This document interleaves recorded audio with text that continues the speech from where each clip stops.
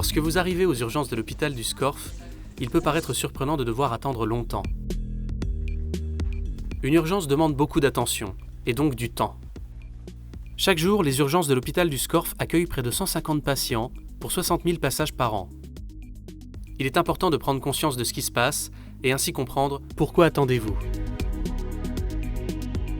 Votre parcours commence à l'accueil. Pour que votre passage se déroule dans les meilleures conditions possibles, tout débute par les formalités administratives et un premier contact paramédical. Vous serez alors pris en charge dans les 5 premières minutes après votre arrivée. Selon votre pathologie, vous serez conduit dans une de ces 4 unités. Sauve, la salle d'accueil des urgences vitales, Scorff, la filière médicale où sont pris en charge les pathologies complexes, Ambu, la filière ambulatoire destinée à des prises en charge moins complexes, UHCD, l'unité d'hospitalisation de courte durée. Chaque filière possède sa propre équipe médicale, composée d'une infirmière et d'une aide-soignante, pour un total de 6 médecins accompagnés d'internes à votre service pour prodiguer les meilleurs soins. Alors que vous entrez dans une salle d'attente, plusieurs personnes viennent d'arriver aux urgences. Cet homme est venu seul se présenter à l'accueil. Les équipes redoutent un infarctus. La plupart du temps, une personne faisant un infarctus ou un AVC arrive couchée via une ambulance ou le SMUR. L'homme est pris en charge le plus vite possible. On va donc le transférer immédiatement dans la filière Sauve, salle d'accueil des urgences vitales. Chaque minute gagnée permet de sauver des cellules cardiaques. Au même moment, une femme âgée est amenée dans le service. L'équipe médicale doit lui faire une série d'examens afin de comprendre le plus rapidement possible d'où vient l'urgence. La prise en charge de patients gériatriques peut s'avérer difficile. Il faut anticiper et étudier avec précision des dossiers médicaux parfois complexes et multipathologiques. Puis finalement arrive une jeune fille blessée au poignet. Elle est accompagnée de sa mère. Cette urgence traumatologique pédiatrique demande une série d'examens pour déterminer la gravité de la blessure. Tout comme les urgences gériatriques, les urgences pédiatriques demandent beaucoup d'attention, et le personnel médical doit tenir informés les familles.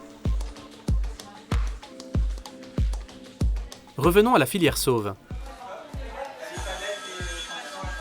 Les différents examens effectués révèlent définitivement que le patient fait un infarctus. Il va être transféré en salle d'opération. L'homme a été continuellement surveillé par les équipes durant les phases de suivi. Ces différents examens effectués sont nécessaires pour que tout se déroule au mieux dans la salle d'opération. De la même manière, la patiente senior a également dû passer par un certain nombre d'examens. En effet, en arrivant aux urgences, l'équipe médicale réalise des premiers tests. Ici, une analyse de sang. L'échantillon va être très rapidement acheminé vers le laboratoire de l'hôpital.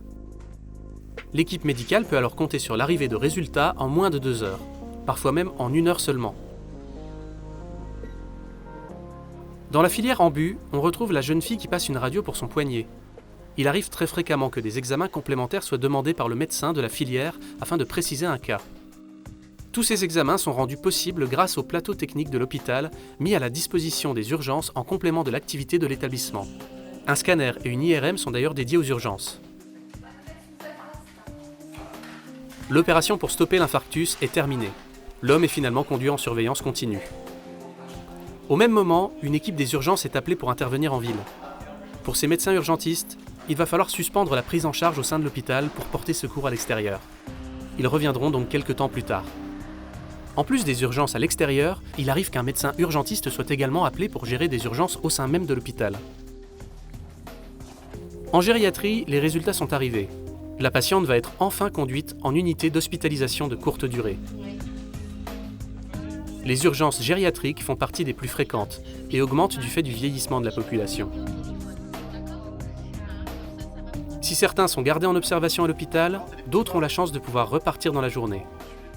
Une fois son bandage posé, la jeune fille peut finalement rentrer chez elle avec sa mère. Ainsi, à chaque nouvelle personne qui entre aux urgences, tout le processus recommence à nouveau pour les équipes médicales. Accueil, orientation médicale, examen, suivi, sortie. Le temps de prise en charge dépend donc de chaque cas et peut augmenter suivant la fréquentation des urgences. En plus de tout ça, les équipes médicales des urgences gèrent une multitude d'autres cas en parallèle. Aujourd'hui, les structures d'urgence sont confrontées dans tous les pays à un accroissement régulier des passages et une augmentation de la prise en charge des patients. Plus du quart de la population française consulte au moins 1 fois par an dans les 600 sites d'accueil des urgences. Il faut savoir aussi que l'hôpital public ne refuse aucun patient. Il a l'obligation de prendre en charge toute personne se présentant aux urgences. Un vrai service public. On peut alors se dire que les patients doivent aussi être responsables face à l'affluence aux urgences. Autant de questions que chacun doit se poser afin de prendre conscience que les urgences publiques sont l'affaire de tous. Lorsque vous venez aux urgences, vous rencontrez des femmes et des hommes compétents et dévoués. Et si l'attente peut paraître longue, c'est parce qu'urgence rime avec prudence, pas avec précipitation.